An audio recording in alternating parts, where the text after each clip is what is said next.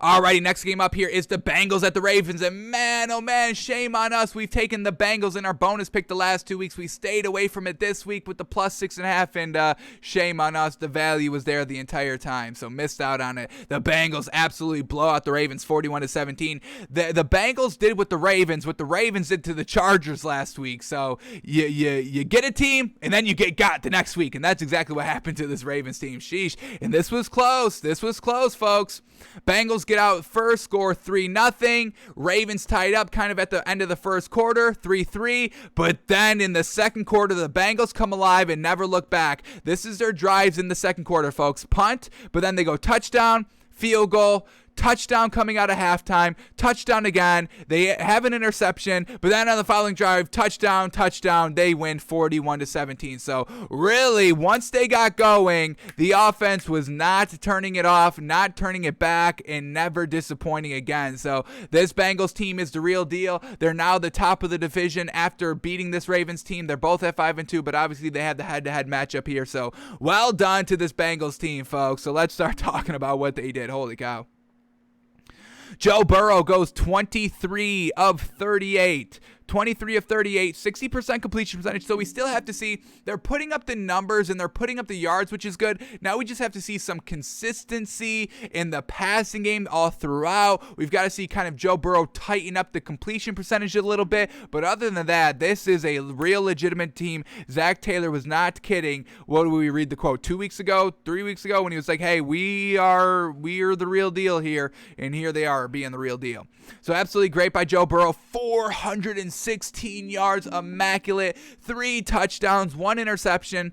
The interception came in the third quarter, but the Ravens couldn't do anything with it. Now, the only bad thing here is that they were going to score points. It was 3rd and goal from the Ravens 16-yard line. So, and it was only 27-17 at this point, only a 10-point kind of lead here. So the Ravens could have taken that interception with an entire 14 minutes left in the fourth quarter to really turn around the game a little bit. Fortunately for the Bengals, the Ravens go 3-and-out after the interception, and then they get Joe Burrow leads them on a nice 38-yard touchdown drive to get it done, making up for that interception. So overall, yes, there's some mistakes here and there, but for the most part, this Bengals team is all about it. And now this Bengals team can shift in kind of, the middle of the season gear where they're just shoring everything up and getting it done more consistently. So watch out for this Bengals team, folks. They are now officially the real deal, and we'll see how they kind of continue to grow with all this kind of pressure on them. The national media is on them 100% now, 100%. I mean, watch out for the tweets, watch out for the segments, everybody kind of, praising the Bengals. Let's see how they handle it. Still, some young players on this team. Jamar Chase, obviously young. I don't think it's going to affect them because, obviously, if those drops in the preseason weren't affecting them, I don't see anything kind of affecting them here. Joe Burrow, 2nd year. Zach Taylor, third year, whatever it is. So still a young team. Never had the spotlight on them. Now they had the spotlight on them, division lead and all that. And the Bengals, they had the Jets this week. They're on the road. So, do they look past it? I don't think they do, but we'll see. We'll start tracking this Bengals team now that they've got the pressure, now that they're kind of the team to beat. We'll see if they can continue to get it done. And when the teams are kind of, chomping at the bit to get their hooks on you, that's why it's hard to repeat as Super Bowl champions. Everybody's got the tape on you. You're the team to beat. Everybody wants to beat you. Now you're at the top of your division. Kind of the same thinking there. Not at the scale of the Super Bowl champions, but still on a scale measurable. Alrighty, the running game. Joe Mixon, give this man more credit. Once again, still it's not just Joe Burrow slinging it around. It's Joe Mixon truly getting it done. 12 carries for 59 yards and a touchdown. Once again, solid running here by Joe Mixon. 5 yards a carry. Absolutely fantastic.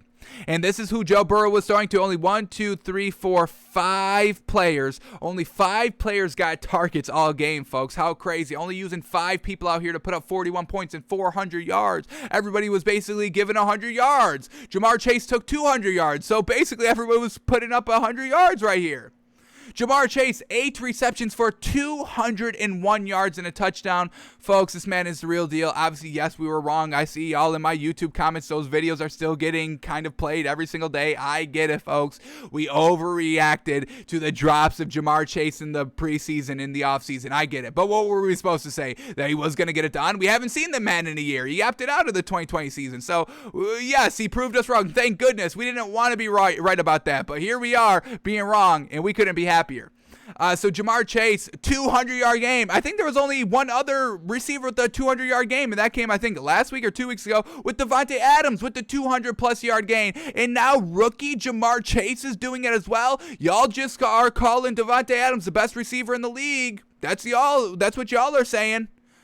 Jamar Chase, 200 yards again, or 200 yards as well. So, man, oh man, this dude, folks, sheesh. And I know we've all seen the touchdown pass that he had, breaking out of the 3 tackles and going off for the touchdown, 70-plus yards. I mean, immaculate, folks, immaculate. And then C.J. Uzomah, 3 catches for 91 yards and 2 touchdowns. T. Higgins, 7 catches, 62 yards. Tyler Boyd, 4 catches, 39 yards. And then Samaje Perine, 1 catch for 23 yards. So, sheesh, folks, they've got it going. They truly have it all going good.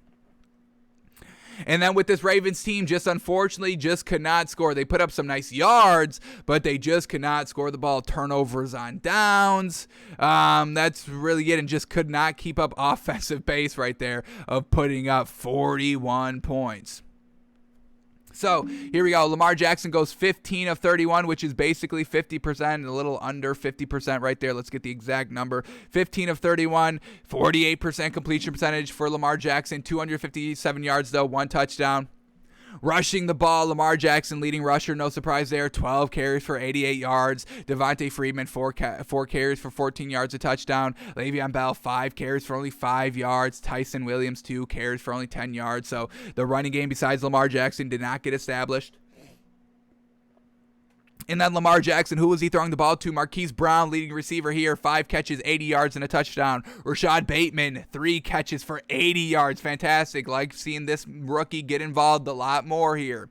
Mark Andrews, 3 catches, 48 yards. Josh Oliver, 2 catches, 29 yards. Devontae Freeman, 3 catches, 25 yards. Tyson Williams, 2 catches, 24 yards.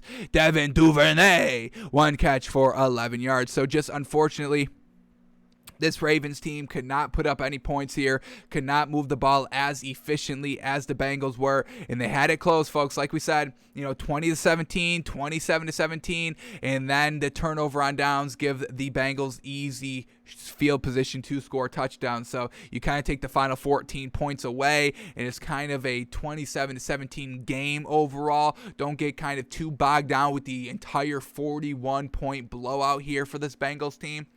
So this Ravens team, no cause for concern, no reason to jump ship, just unfortunately had a tough opponent in this Bengals division rival as well, and the Ravens just weren't able to kind of score the ball, unfortunately. So Bengals a great team, and this Ravens team is still good. We're not moving off the Ravens here, off this loss. So both 5-2 at the top of their division. Bengals had the tiebreaker.